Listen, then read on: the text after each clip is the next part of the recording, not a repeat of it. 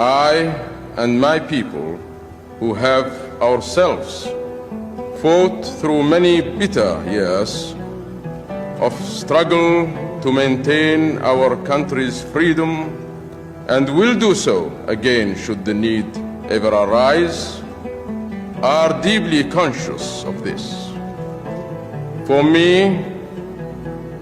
we know from our own experience that peace must go hand in hand with dignity and freedom.